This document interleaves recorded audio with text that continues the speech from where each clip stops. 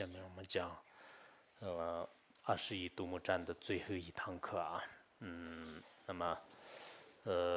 这一堂就基本上就是21独木的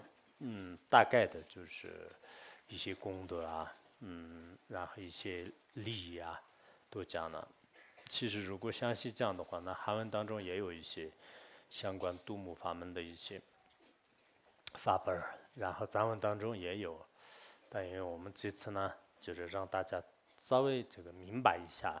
这个独木法门是如何殊胜啊。那这样的话，我希望以后呢，我们在生活当中，大家这个一定要用上，一定要用上。甚至呢，我希望我们这个寺院和道场，还有这个协会、中心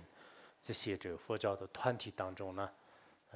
就是要念诵这个独木法。我看到你们很多道友念诵应该很好的。一方面，我们有时候参加藏地的一些法会念独木的时候也是，很重要，大家要会念，所以念藏文也是最好的。就经常他们前往这个印度啊，就前往其他地方的时候呢，有很多法会都是念独木，就是有个别的道友都是参加法会回来的时候都会念独木赞，就是也有这样的。然后同时呢，以前汉地没有的，就是现在我们的这个独木的念诵两种方法呢，就是都信得过，都很好。就是所以以后呢，根据你们不同的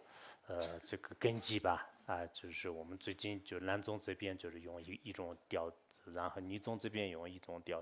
都可以。就是希望你们以后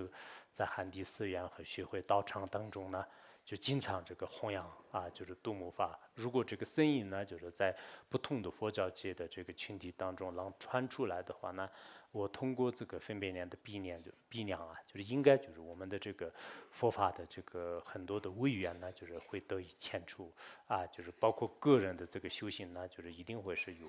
非常大的这个深远就是属于这方面呢，希望就是大家努力。那么今天呢，我们也紧接着讲这个独木赞就是其实这个独木赞呢，我们前面也讲过，就是前辈的很多的这个大德呢，就是都有特别就是殊胜的这些因缘。当然是以其他的一些一般的修行人的经历呢，我们都就是没有这个就时间就是描述，就是比如说比较大的那个，不管是藏地、印度的这些大德们呢，就是都有特别就是殊胜的一些教研。就是我想起来还有我们这个方便的时候，以后讲那个世事无事颂，世事无事颂的作者呢，就是叫这个巴瓦德瓦，就是巴瓦德瓦。那么他呢，其实这个造这个世事无事颂呢，好像我以前不知道讲过没有，就是也有很深的一种因缘，就是他刚开始呢，特别精通这个佛法，但是他弘法利生的事业呢，就是不太广。后来他一直祈祷呢，就是想到那个东方，就是去这个礼拜，就是独木这个像。在这个过程当中呢，就是需要就是过这个海就是坐船就是过海。后来在海中呢，就是已经这个海岛上的这个人们呢，就是把他接着，就是在那里，他那边特别痛苦，就是不但就是弘扬不了佛法，就是而且呢也没办法度化这些众生。后来就是他也一心一意的祈祷独木之后呢，就是在他的这个显现当中呢，就是独木告诉你晚上这个睡到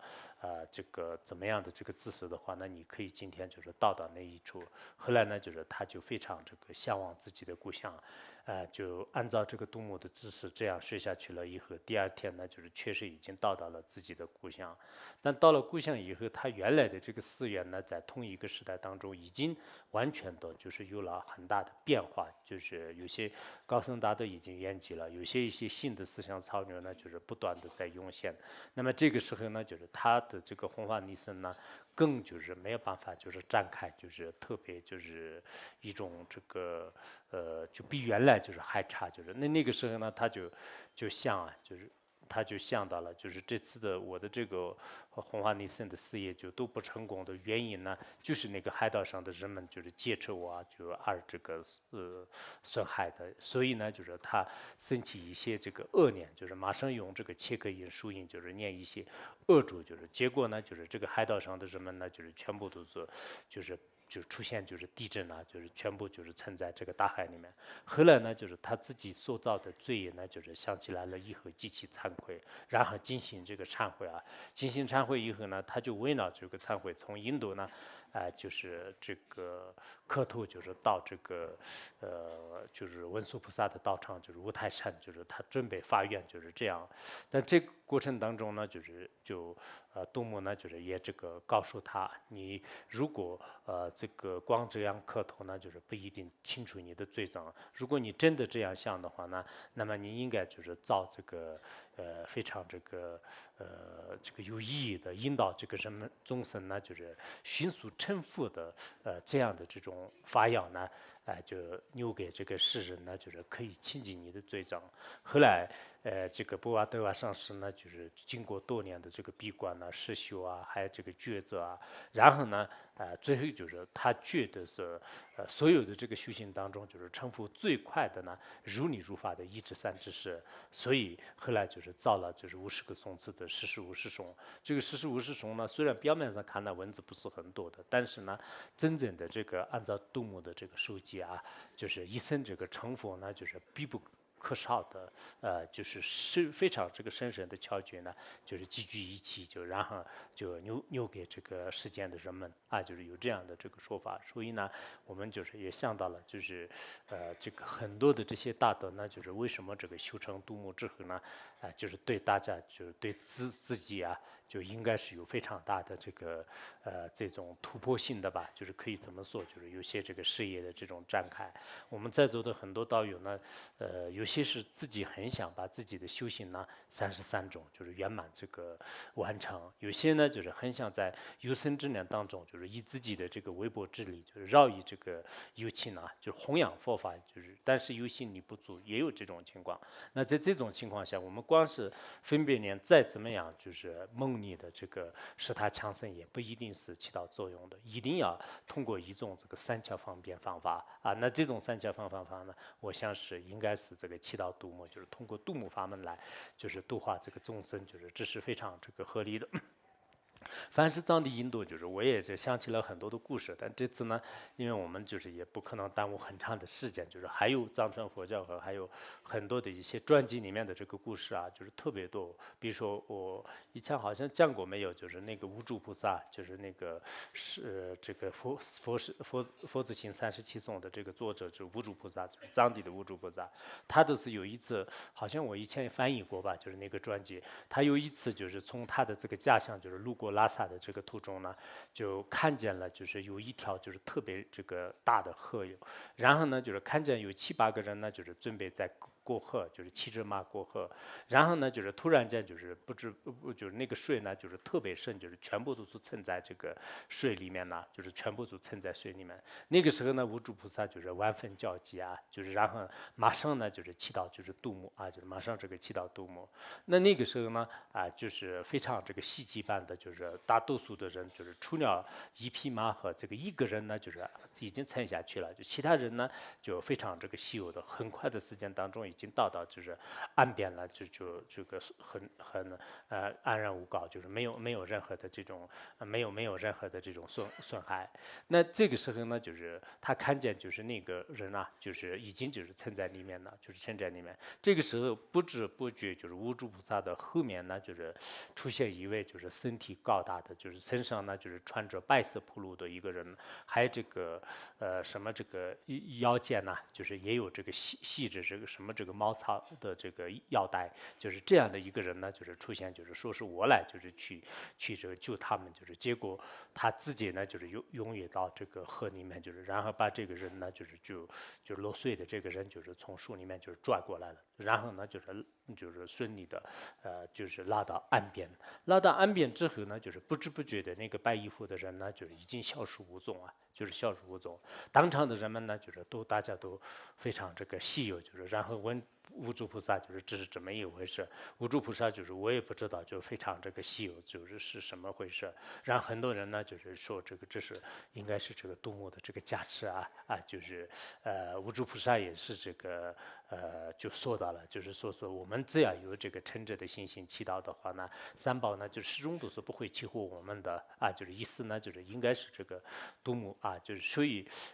我们在生活当中就是以后就是自己在无论是这个集体的一些这个困难或者是一些违缘出现的时候，就是祈祷度母就是很重要的。还有呢，就是自己私人的就是自己私人呢，其实凡夫人呢，就是经常的遇到一些自己觉得是就是很不顺的，或者是很需要就是马上解决的。那这种情况的话呢，应该就是需要就是祈祷度母我相信以后我们那个很多汉地这个寺宗道友的话呢，就是也会有很多的这个感应就是到时候呢，我们专门这个祈祷就是度母，就是然后出现的这些感应呢，就是也可以变成一本厚厚的这个书就是但这个书里面最好不要有一些妄言妄语就是不要就是真正的一些感应的话呢，这个也没有什么就是不可说的，就是诸佛菩萨的这个包括一些谦卑大德的这个传记当中的话呢，就是都有很多的那种这个通过度母就是通过度母也好，其他这个圣尊加持这个出现的一些这个非常稀有的这个传记。我想那个就是大家呢，就是应该是好好的就是随时随地都是就是要这个祈祷度母，就是让就是这个接触自他的一切痛苦，就是这一点就是很重要的。其实我们这个祈祷的时候呢，就是度母是就是平时在这个我们的这个身边以前那个罗那活佛的一个就是弟子就是方宇教授，有一个女性的方宇教授，她是据说是就是活了这个100多岁，是一个度母的成就者，也是个汉族人。他经常就是用一个比喻，就是他的这个比喻是什么呢？他说是阿弥陀佛呢，就是像是国家的主席一样的，然后观音菩萨呢就像是省长或者是市长一样的，而度母呢就是街道办公室的主任一样的。他说这个我们去就是找这个国家主席和省长市长的话呢，就是有一定的这个困难。有出现什么事情呢？就是我们这个身边的这个街道办公室主任的话呢，那就非常这个方便，就是所以呢，他就是阿弥陀佛和诸佛菩萨的这个化现，就是有什么事情呢，就是应该请教他。就是其实我觉得表面上看呢，就是很这个世间化的一种比喻，但实际上呢，诸佛菩萨的这种这个实现化身呢，是不可思议的。可以说是这个阿弥陀佛和观世音菩萨无二无别的这个度母呢，在我们的这个生活当中就是每一个这个细节都是可以这个出现就是出现。所以呢，你们就是不管是遇到什么样的，就是包括有些像我们藏地的话，那大大小小的事情呢，就是都要就是找度母的，就是甚至有些这个盗贼就是偷东西去的时候呢，就是也念度母，就是让很这个顺利的回来，也有这种情况。